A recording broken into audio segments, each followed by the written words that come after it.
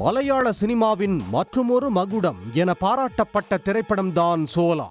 இயக்குனர் சனல்குமார் சசிதரன் இயக்கத்தில் கடந்த 2019ஆம் ஆண்டு மலையாளத்தில் இந்த படம் வெளியானது.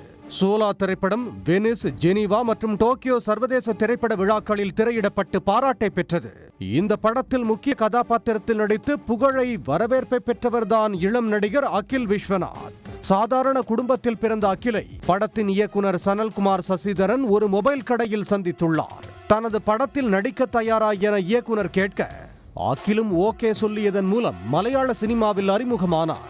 சோலா படத்தில் சிறந்த நடிப்பை வெளிப்படுத்திய அகிலுக்கு கேரள அரசின் திரைப்பட விருதும் கிடைத்தது. இதன் பின் 2021ஆம் ஆண்டு ஆபரேஷன் ஜாவா என்ற படத்தில் நடித்து வரவேற்பை பெற்றார். அடுத்த ஒரு OTT வெப் சீரிஸில் நடிக்க ஒப்பந்தமாகியிருந்த நிலையில் அவர் மரணமடைந்து விட்டதாக வந்த செய்தி அவரது ரசிகர்களை அதிர்ச்சியடைய வைத்துள்ளது.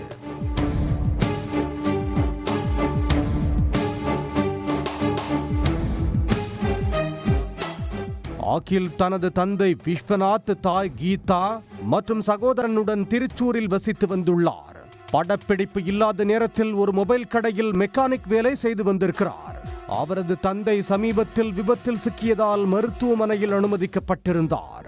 இந்த நிலையில்தான் தனது அறையில் தூக்கில் தொங்கிய நிலையில் அகில் மீட்கப்பட்டுள்ளார். சம்பவ இடத்திற்கு சென்ற போலீசார் அகிலின் உடலை மீட்டு விசாரணை நடத்தி வருகின்றனர். அகில் கடந்த சில நாட்களாகவே மொபைல் கடை செல்லவில்லை என்றும் படப்பிடிப்பு தொடர்பாகவும் ஆர்வம் காட்டவில்லை எனவும் கூறப்படுகிறது. இதனால் அவரது மரணத்தில் மர்மம் நீடித்து வருகிறது. அவரது நண்பர்கள் மற்றும் உறவினர்களிடம் போலீசார் விசாரணை நடத்தி வருகின்றனர்.